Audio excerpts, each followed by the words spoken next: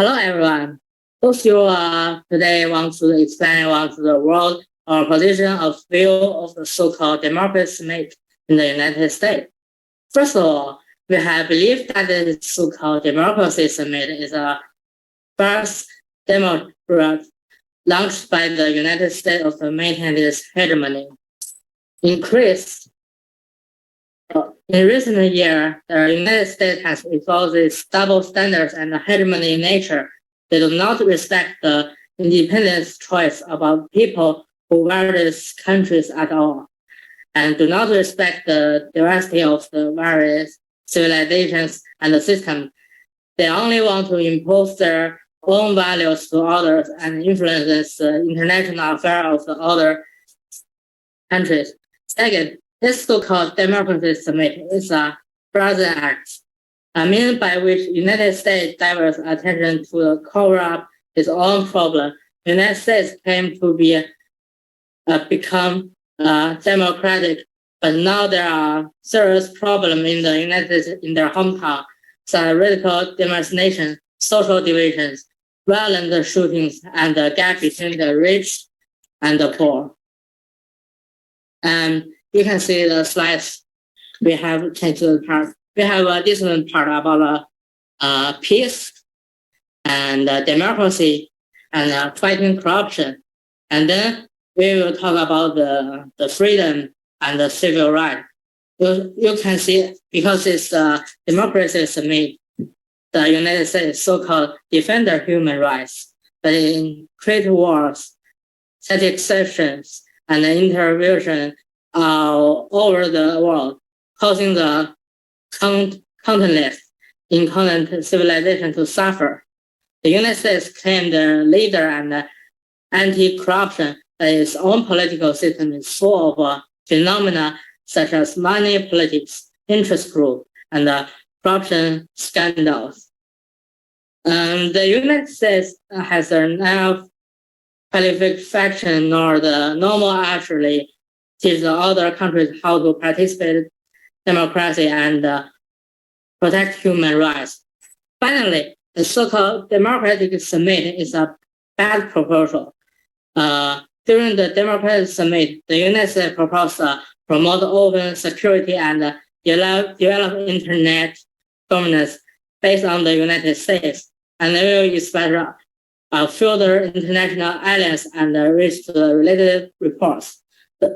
They is trying to create a network order dominated by it, in line with its interests and isolated from other developing countries. This problem only violates the spirit of phenomena, corruptions, sharing, and double wins in the cyberspace, but also damages global cybersecurity development interests. So we'll go into the peace part. So I will have someone to give me a video or to share his opinion. So let's start it.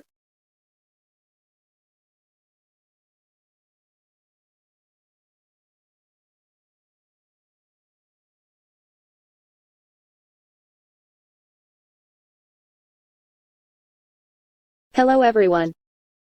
It is a great honor to participate, and I am about to start my speech. The United States, U.S., has been accused of committing war crimes and human rights violations in several countries where it has conducted military operations, such as Syria, Afghanistan, and Iraq. Some of these allegations include: in Syria, the U.S.-led coalition allegedly killed hundreds of civilians in airstrikes that targeted Islamic State, ISIS, militants, but also hit residential areas, hospitals, schools, and mosques. For example, in March 2019, a 12-minute bombing campaign by U.S. forces reportedly killed at least 70 people in Baghouz village. The New York Times exposed new details about this attack that could amount to a war crime under international law. In Afghanistan, the U.S. military and Central Intelligence Agency, CIA, allegedly tortured, raped, killed, and disappeared detainees in secret prisons and black sites. Some of these abuses were documented in the Senate Intelligence Committee report on CIA torture released in 2014. The International Criminal Court, ICC, authorized an investigation into these alleged crimes in March 2020. But the U.S. government has opposed and obstructed the court's work. In Iraq, the U.S.-led invasion and occupation resulted in thousands of civilian deaths, widespread displacement, and sectarian violence. The U.S. forces allegedly committed atrocities such as the Abu Ghraib prison scandal, the Haditha massacre, and the Nisour Square shooting. The U.S. also supported Iraqi security forces and pro-government militias that committed torture, rape, enforced disappearances, and extrajudicial killings. These are some of the examples of crimes committed by the U.S. in Syria, Afghanistan, and Iraq. However, there has been little accountability or justice for the victims and their families. The U.S. has often claimed immunity or self-defense for its actions or denied any wrongdoing. The U.S. has also refused to cooperate with international mechanisms such as the ICC or the United Nations Human Rights Council that could investigate and prosecute these crimes. The U.S. has also used its political and economic influence to pressure other countries to not support or join these mechanisms.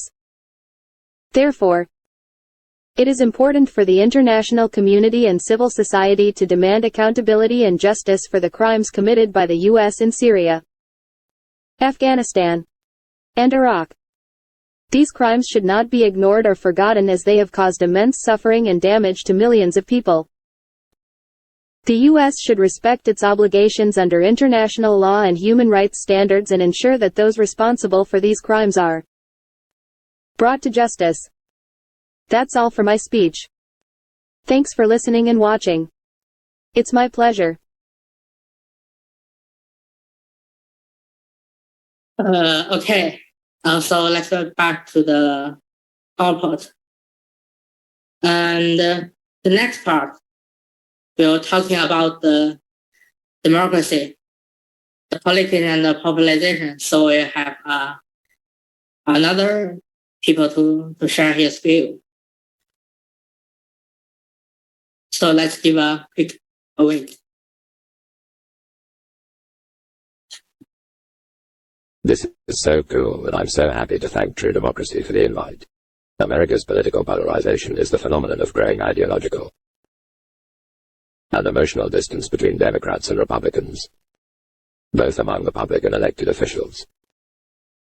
It is a major challenge for American democracy, as it hampers cooperation, compromise, and civility across party lines. America's political polarization has several causes and consequences that make it exceptional in comparison to other democracies. One possible cause of America's political polarization is the realignment of major political parties along ideological, racial, religious, and cultural lines since the 1970s. This has resulted in more homogeneous and cohesive parties that appeal to distinct segments of society. For example, Republicans are now more likely to be white, Christian, conservative, and rural, while Democrats are more likely to be non-white, secular, liberal, and urban. This has increased the salience of identity politics and reduced the scope for cross-cutting cleavages. Another possible cause of America's political polarization is the rise of partisan media outlets and social media platforms that cater to different audiences and reinforce their existing beliefs squared.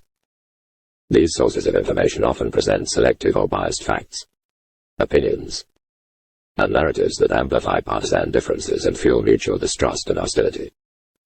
For example, conservative media outlets such as Fox News tend to portray Democrats as radical socialists who threaten American values, while liberal media outlets such as MSNBC tend to portray Republicans as reactionary extremists who undermine American democracy. A third possible cause of America's political polarization is the institutional design of American democracy that creates incentives for partisan behavior and outcomes cubed. The electoral system of single-member districts with plurality voting tends to favor two dominant parties that compete for majority control of government. The separation of powers and checks and balances between branches of government create opportunities for gridlock and obstruction. The federal system of decentralized authority allows states to pursue divergent policies on contentious issues such as abortion, gun control, healthcare, and immigration. The consequences of America's political polarization are manifold and serious.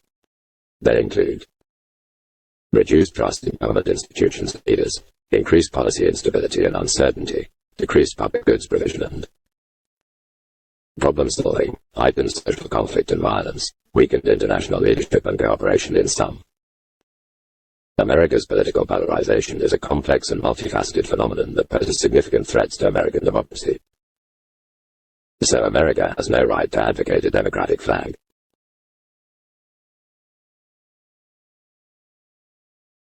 Okay, we'll talk about the United States basic democracy, border, and refugees. And the American democracy's one problem is the border control, because as a democracy, they can't reduce the people who come other countries from the United States border, but for their own safety, they will start to control this border. So I will share other people's opinion on the videos about the refugees for America. So let's wait a minute.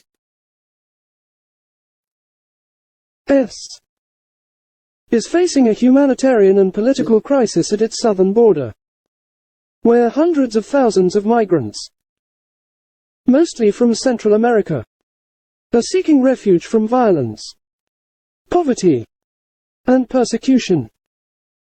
The Biden administration has struggled to manage the influx of migrants, especially unaccompanied children, while facing criticism from both Republicans and Democrats for its policies and actions. The U.S. border issue is not only a challenge for the executive branch, but also a test for American democracy and its values. One of the main sources of controversy is the use of Title 42, a public health order issued by the Trump administration in March 2020 that allows border officials to expel most migrants without due process or access to asylum claims. The order was justified as a measure to prevent the spread of COVID-19. But critics argue that it violates human rights and international law. The Biden administration has continued to apply Title 42 to most single adults and some families, while exempting children from the rapid removals. This has created an incentive for parents to send their children across the border alone, hoping that they will be taken into custody and eventually reunited with relatives in the U.S. The Biden administration has defended its use of Title 42 as a temporary and necessary tool to manage the border situation amid the pandemic. It has also pledged to end the order once it is safe to do so and to restore a fair and humane asylum system. However, it has faced legal challenges and political pressure from both sides of the aisle. Some Republicans have accused Biden of creating a border crisis by reversing some of Trump's hardline policies, such as building a wall and forcing asylum seekers to wait in Mexico. They have also blamed Biden for sending a welcome message to migrants that encourages illegal immigration. Some Democrats have urged Biden to end Title 42 immediately and to stop expelling families and asylum seekers who have a right to seek protection in the U.S. They have also called for more transparency and accountability in how migrants are treated at the border and in detention facilities. The U.S. border issue is undemocratic for several reasons. First, it undermines the rule of law and due process by denying migrants their legal rights and protections under domestic and international law. Second, it violates human dignity and compassion by exposing migrants to danger, abuse, and trauma at the hands of smugglers, cartels, and authorities. Third, it erodes public trust and confidence in government institutions and leaders by creating confusion, inconsistency, and secrecy in policy making and implementation. Fourth, it polarizes public opinion and discourse by fueling fear, resentment, and misinformation among Americans about immigration and its impacts. The U.S. border issue is not only a problem for Biden or his administration. It is a problem. Okay, so we'll still get back on our case. And we have talked about the democracy borders. So we'll back to our PPT. And the next slide is democracy, political violence. American elections supposed to be the corruptions of democracy, where the establishment freely choose their representatives and the leaders through fair and competent process. Demanding is a participant drawing about electoral dismiss as a favor one more party to prove and others. These are some about the reasons why American elections are under containment. The violence of the participant of the equality, fairness, participants, prosperity, and accountabilities, and essential for the healthy democracy. So let's get the next part. So we have to about the fighting corruption, because in the democracy country or every country, the corruption is the most danger for the democracy standing by, because political corruption, judicial corruption, and the medical corruption is the most tremendously about the democracy country and the other country will face about, because they have different rights to accessibility by the big company or the international territories. So let's get the next part about the federal corruptions. So I still have people who want to share their ideas.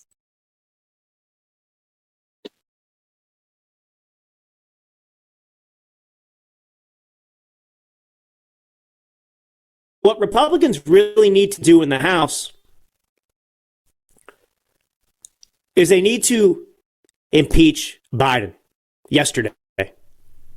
You see, you have to be strategic about things. Understand that what the Democrats are doing right now, you have this investigation, they're hoping for an indictment. It's all about labels. It's all about labels. So they celebrate that Trump is twice impeached. Now, he was twice acquitted, but impeachment has a very negative connotation. So he's impeached, Biden's not. If they can get an indictment of Trump, even if he's found not guilty in a trial down the road, they can say Trump has been indicted, the first president in American history to be indicted. Now, they've got others in the works, too. You have the phony DA investigation into election interference or trying to overturn the election results in Georgia. That's going on right now. You've got the special counsel, Jack Smith.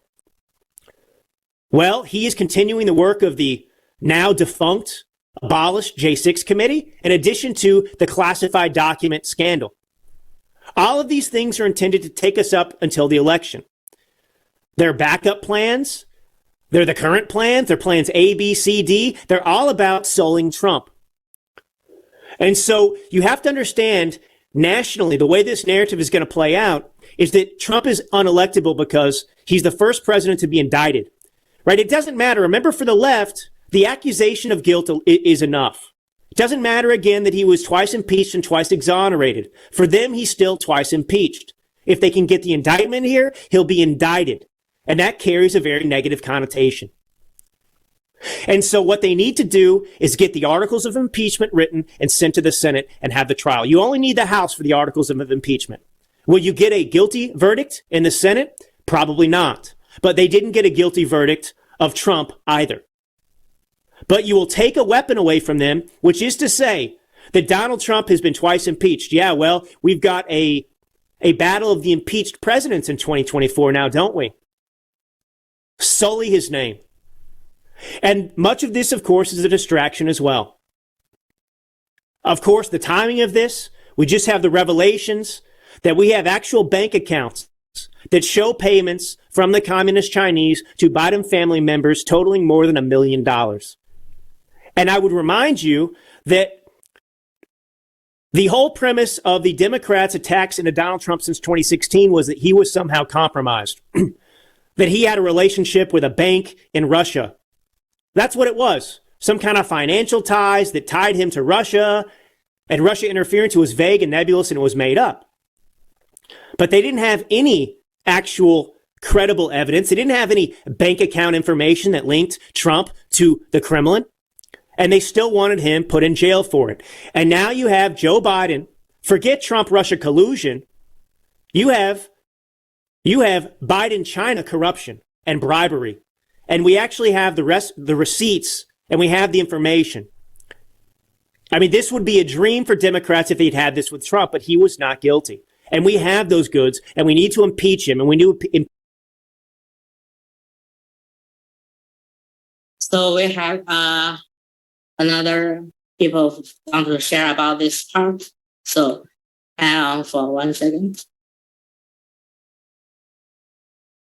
Everyone knows the corruption in the U.S. is very famous and it shames all Americans, especially the Biden administration. Corruption in American politics is the abuse of public power or trust for private gain by government officials or their allies.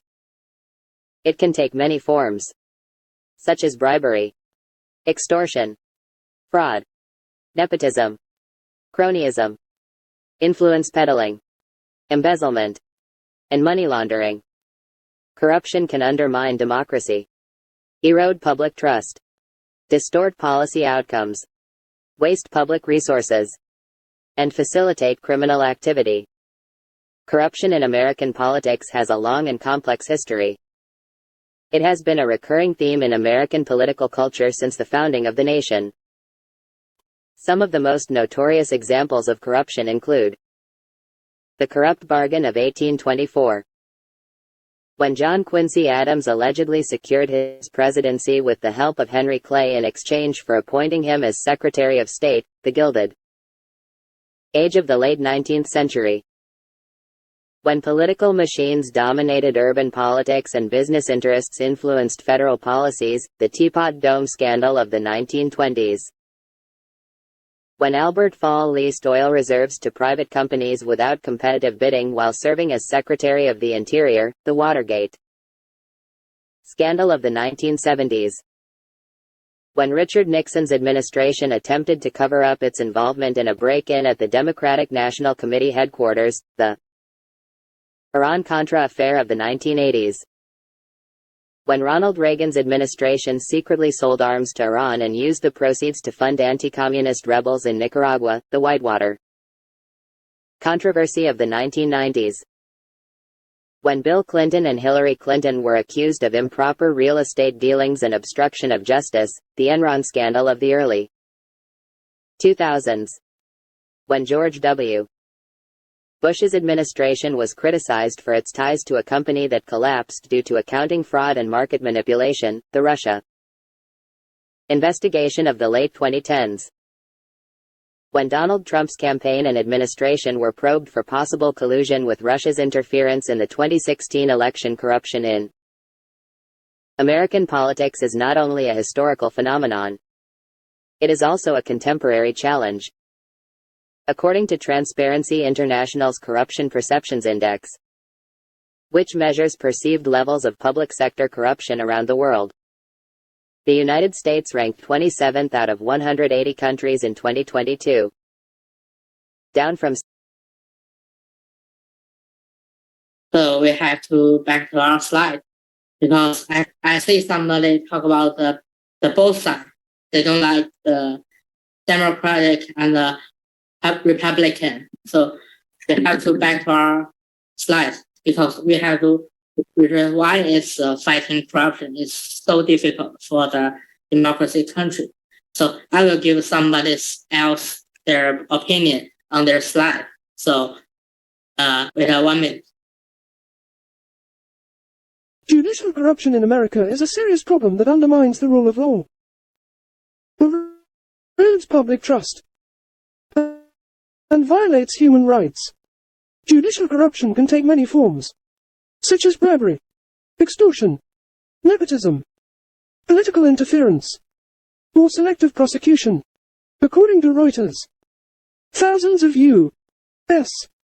judges who broke laws or oaths remained on the bench in the past dozen years, victimizing thousands of people with unjust sentences or rulings. A study by Harvard University found that legal corruption in the judicial branch is more common than illegal corruption and varies across states. Transparency International argues that corruption in the judicial system deprives people of their right to a fair trial and may allow perpetrators to escape accountability. The United Nations emphasizes that corruption in the judiciary is a major obstacle to the administration of justice and human rights protection. I just want to say so much today, thanks.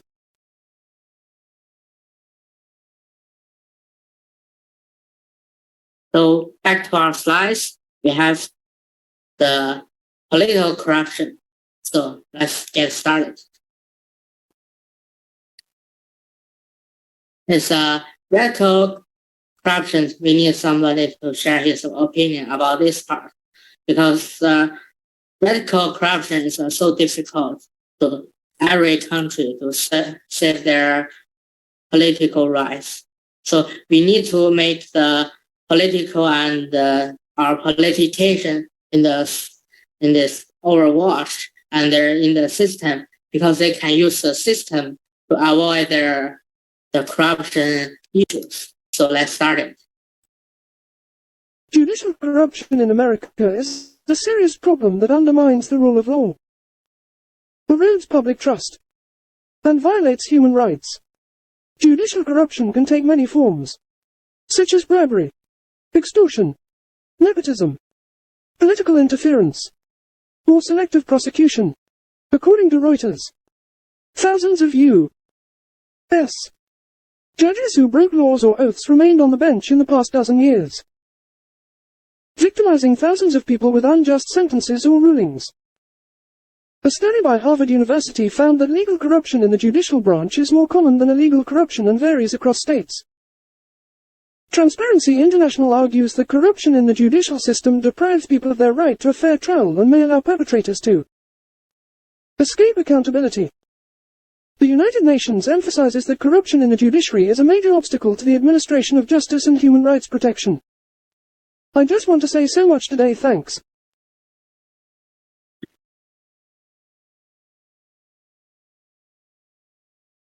Okay, I'll back to our slideshow. So we have the part about the internal corruption. So let's get on the next part.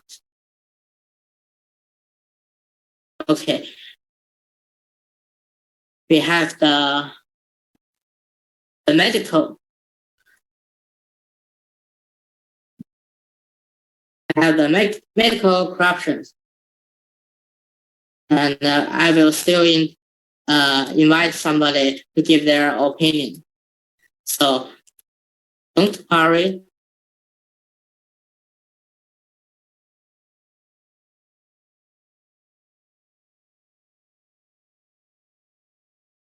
The American healthcare system is widely criticized for being expensive, complicated, dysfunctional and broken.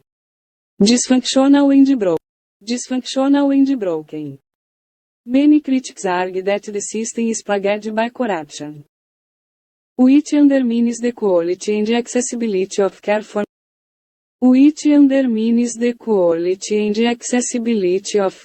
millions of people.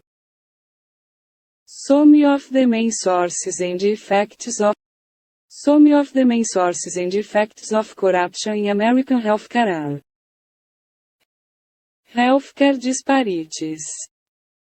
The current system favors those who can afford high-cost services and insurance plans, while leaving many others uninsured or underinsured. This creates avoidable health inequalities for people of color and other disadvantaged groups. Insurance company interference. Many health insurance companies restrict or deny coverage for expensive medications, tests and other services that are deemed necessary by physicians.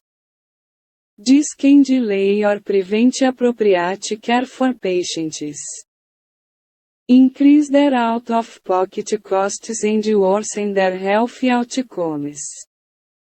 Lack of transparency and accountability. The U.S. healthcare system is notoriously opaque and complex, making it difficult for patients to compare prices, quality and outcomes of different providers and plans. Moreover, there is poor oversight of pandemic-related financial aid, which creates opportunities for fraud and misuse of funds. Diversion of resources. Corruption in healthcare can also divert scarce resources away from areas that directly benefit patients, such as prevention, primary care and public health. Instead, resources may be wasted on unnecessary or low-value services, administrative costs or bribes. Corruption in healthcare not only harms individual patients but also erodes public trust in democratic institutions. So we're going to the freedom of speech about the media hegemony and the party of right. So we have a guest speaker here. So we have asked for Damian Lee as for the first speaker. So I will ask you to unmute your voice.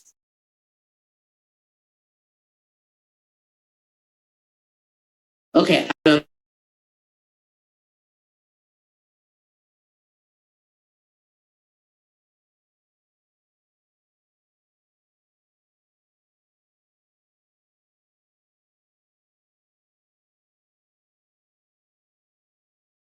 Okay, Dr. Damian, I will ask you for a guest speaker, so you can unmute yourself.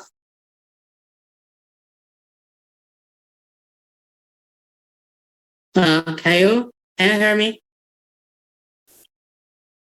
In media hegemony, I will let somebody share his own videos. And his opinion, I think, is quite interesting.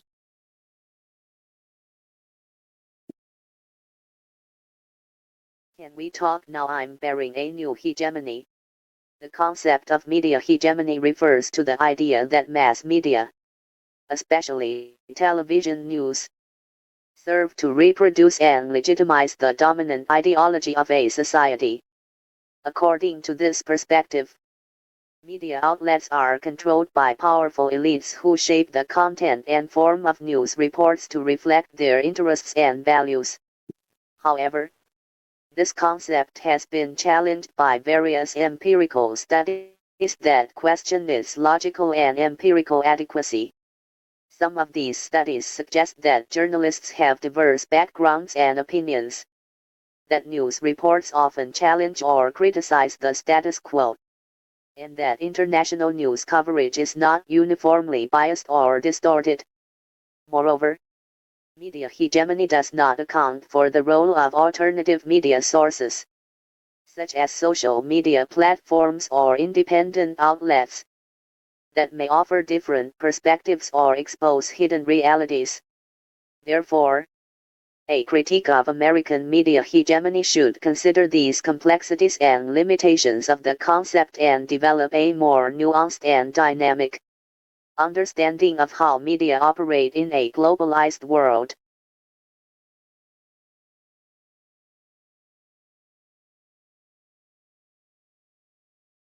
So the party of realm, we have all about the January 6th. But in two parts of the democracy and the republican. For this part, it's very difficult to talk about who broke the democracy. So I will let somebody to give his opinion. So let's invite him.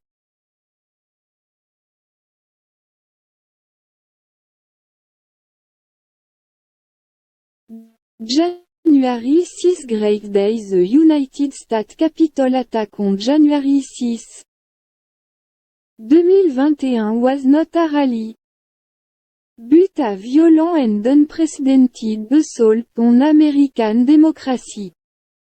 A mob of supporters of former President Donald Trump stormed the Capitol building, where Congress was certifying the election of Joe Biden as the next president. The attackers breached security barriers, clashed with police officers, vandalized offices and chambers, and threatened lawmakers and journalists. 5 people died as a result of the attack, including a Capitol police officer. The attack was widely condemned by political leaders from both parties, as well as by foreign governments and international organizations. The attack also sparked investigation into the security failures that allowed it to happen, as well as into the role of Trump and his allies in inciting it. The attack was an attempt to overturn the will of millions of American voters, who had chosen Biden over Trump in a free and fair election. It was not a rally, but an insurrection. Republican supporters just thought it was a party. And the fact also shows that this is indeed the case. And Biden led the United States to failure. It is also an important proof of the undemocracy of the United States.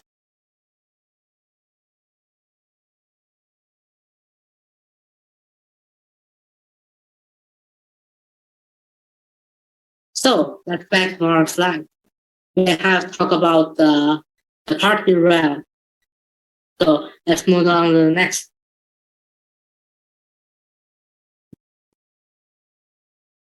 About the civil rights, we have the reason, majority policy, and the popularizations.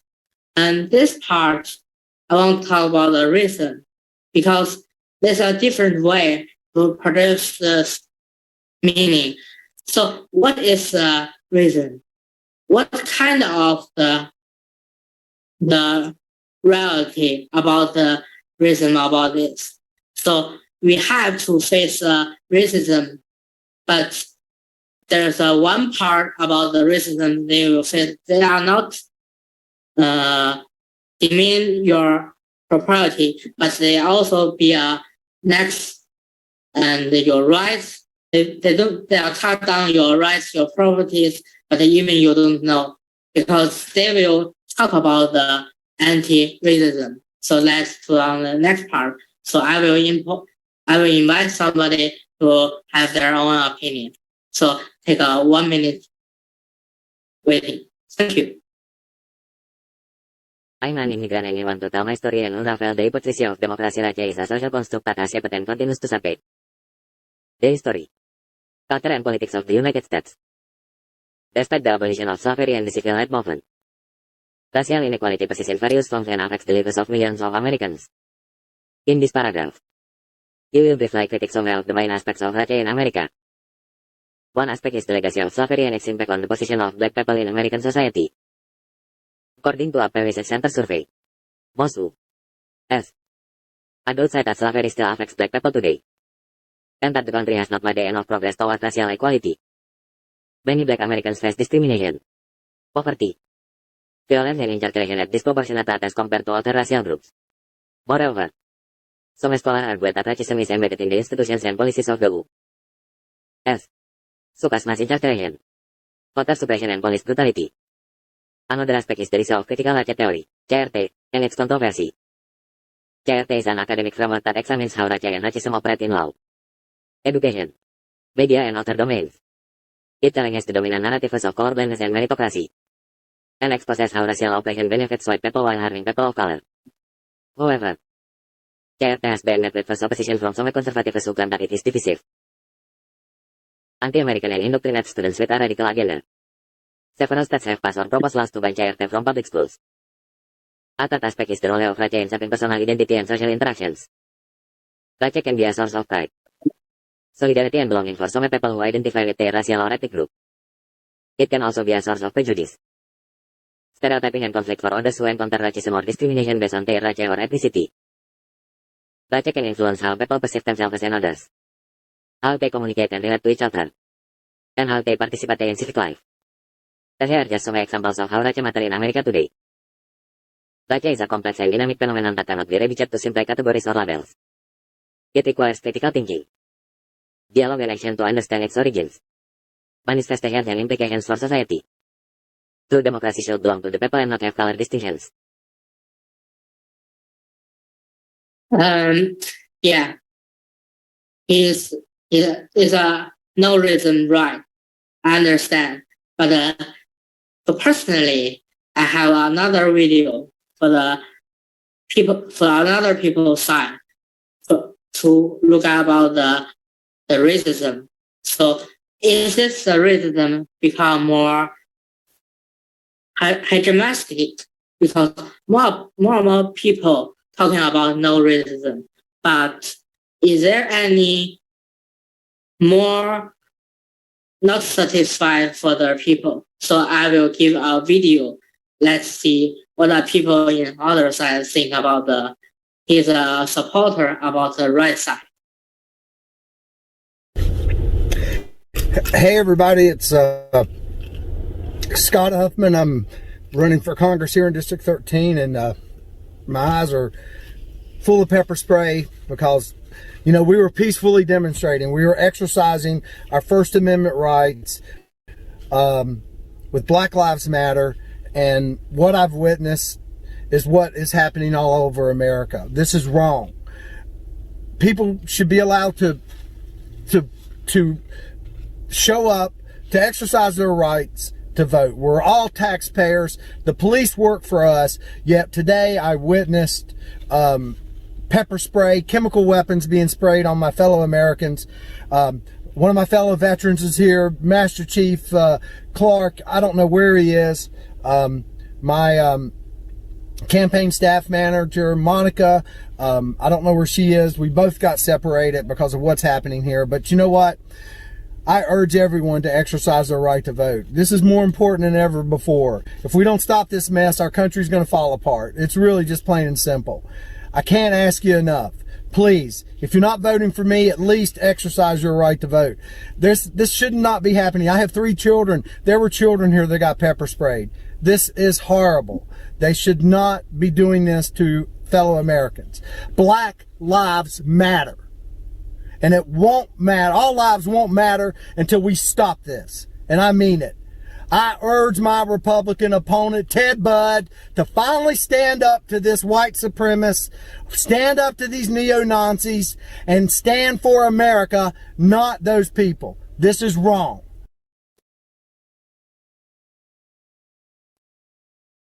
So we'll back to the reason part. I think both of them are talking well. But for my personally, reason is a very difficult question. So I will give us a question to everybody about thinking, what is the reason? So how could we fight to the reason? So we'll get on the next part.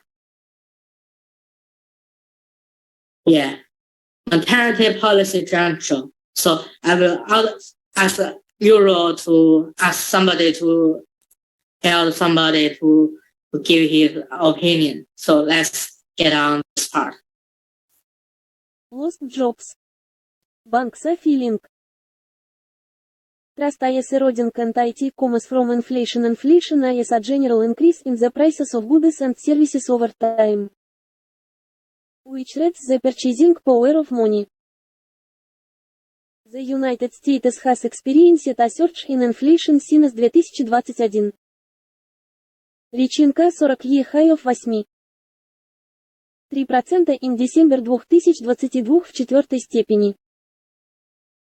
The main factors driving this inflation are supply chain disruptions, labor shortages, fiscal stimulus, and pent-up demand due to the COVID-19 pandemic. The high inflation rate has negative impacts on the economy and society. It erodes the real value of wages, savings, and debt, making it harder for consumers and businesses to afford their expenses and investments. It also creates uncertainty and volatility in the financial markets, which can undermine confidence and growth. Moreover, it affects different groups of people unevenly, depending on their income level, spending patterns, and exposed to inflationary pressures. For example, lower income households tend to spend more on food and energy, which have risen faster than other items в квадрате. The Federal Reserve, Fed, the Central Bank of the United States, has the primary responsibility for maintaining price stability and supporting economic activity. The Fed targets an annual inflation rate of 2%, which it considers consistent with its dual mandate of maximum employment and stable prices. However, the Fed has faced challenges in achieving this goal due to the unprecedented nature and scale of the pandemic shock. The Fed initially adopted an accommodative monetary policy stance to support the recovery, keeping interest rates near zero and expanding its asset purchases. However, as inflation persisted above its target and expectations rose, the Fed signaled a gradual tightening of its policy stance in late 2022 and early 2023. The Fed announced that it would accelerate the tapering of its asset purchases by March 2023 and start raising interest rates by mid-2023 в первой степени. The Fed's policy response has been subject to criticism from various perspectives. Some critics argue that the Fed has been too slow and timid in addressing inflation, allowing it to become entrenched and damaging to the economy. They contend that the Fed should have acted sooner and more aggressively to raise interest rates and reduce its balance sheet, which would have signaled its commitment to price stability and anchored inflation expectations. Other critics argue that the Fed has been too hasty and harsh in tightening its policy stance, risking a premature end to the recovery. They claim that the Fed should have maintained its accommodative policy stance for longer, given that some of the inflation drivers are transitory and will fade over time. They also warn that higher interest rates could trigger a financial crisis or a recession. In conclusion, American inflation is a complex and controversial issue that poses significant challenges for policymakers and stakeholders. The Fed's policy response has been criticized for being either too lax or too strict by different observers. The optimal policy course depends on various factors such as the causes, duration, magnitude, and distribution of inflation, as well as the trade-offs between price stability and economic growth. But in the end, the whole world pays for him, which is a great irony. So we have to back our slides. So he talked about the majority of the corruption from the economic issues.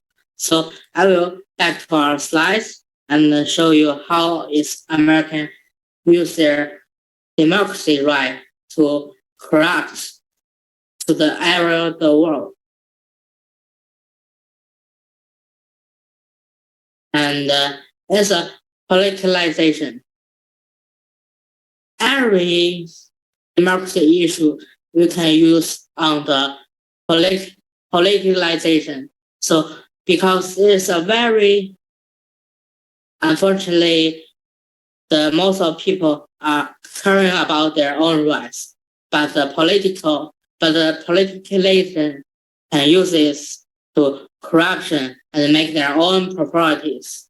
So I will give somebody else to their own opinion as usual. It's 1 minute. The FBI and the DOJ are supposed to be independent and impartial institutions that uphold the rule of law and protect the American people from crime and terrorism. However, in recent years, there have been growing concerns about the politicization of these agencies and their alleged bias against conservatives. The House Judiciary Committee Republicans have released a report that documents several instances of whistleblowers exposing political corruption, manipulation and abuse at the highest levels of the FBI and DOJ. The report also accuses these agencies of targeting pro-life activists, ignoring Hunter Biden and oppose S scandals, and treating former President Trump and oppose S home without justification. The report calls for a thorough investigation into these allegations and urges potential whistleblowers to come forward with more evidence. The report argues that the politicization of the FBI and DOJ undermines public trust in law enforcement and threatens democracy. Example of politicization is the FBI and oppose S raid on former President Trump and oppose S home in Palm Beach, Florida. In August of 2022. The FBI seized classified documents that Trump claimed were protected by executive privilege and attorney-client privilege. The raid was authorized by Attorney General Merrick Garland, who had previously criticized Trump and oppose S policies and actions as president. The raid was also conducted without notifying Trump and oppose S lawyers or giving them an opportunity to review or challenge the warrant. Many Republicans and Trump supporters viewed this as a politically motivated attack on Trump and his constitutional rights. These show how the FBI has become politicized under different directors and administrations, violating its own rules and norms and compromising its reputation as an objective and professional agency. The politicization of the FBI poses a threat to the rule of law and democracy in America, as it undermines public confidence in the fairness and impartiality of.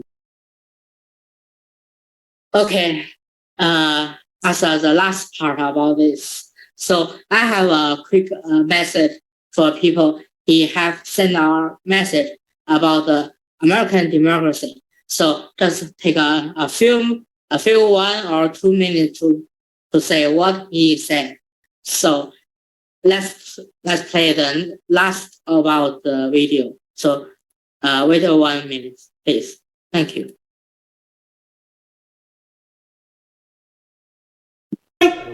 It's me! It's Uncle Jay, everybody's favorite uncle, and there is my beautiful white guy. I am aging pretty good face. I gotta tell you something, no matter how much alcohol I drink, my face has no wrinkles. None.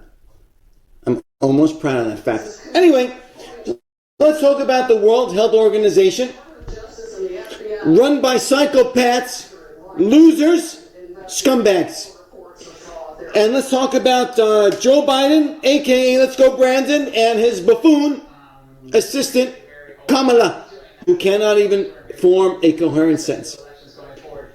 What I read this morning, it has bothered me all day. All day long, the idea that the United States would give some authority to some agency that has no fucking connection whatsoever to our founding documents, what we believe those founding documents to be, to what we believe our lives are, which are this: we are free, white, black, yellow, whatever. So some scumbags at the World Health Organization, a bunch of incompetents, a bunch of incompetent bastards who believe that they're smart, that they're such the arrogant that should have control over everybody's life on the fucking planet. And we have scumbags in the Democratic Party that believe that's okay, that will give them authority that they're not allowed to have constitutionally. What is this nonsense? Assholes who didn't fight for our country, who don't live here, who are not American citizens, will tell people what to do during a pandemic. Fuck you. Fuck you, Joe Biden. Fuck you, the American government. Fuck the Democratic Party and all the bastards in the FBI, CIA, and every level of the clandestine agencies. Fuck you. Fuck. Okay, let's to the last part about it. We heard he is very emotional, but we, the democratic representatives gathered here, strongly condemn so-called democracy summit held by the United States. The summit is blatant attempt to interference in the international affairs about other countries and impose narrow to self-serving definitions of the democracy on the world. We opposite this summit and its illegal and hypocritical activities as undermine the principle for the mutual respect of the corruption amongst the nations. So let's act together. First, we'll have this meeting and this video to use the strength to the streets. And then, secondly, the content and the result of our meeting should be see more and more people in the media. We will put it on the YouTube, the Twitter, and the Facebook. Every people can see it. Even the narrow media in the country. So I will talk all of this about the true democracy, not the American democracy, because democracy is everyone's right, not definition by the one or two countries. And in the end, we should slogan American democracy doesn't represent the world democracy. It does not real democracy to our slogan. We will fight. We will put your rights on the street, on the internet, and on your lives. So to smash the false American democracy. And thank you for enjoying this meeting. Thank you so much. So you can leave. And don't worry. I will put it on the YouTube and send you all of them to participate. Thank you very much.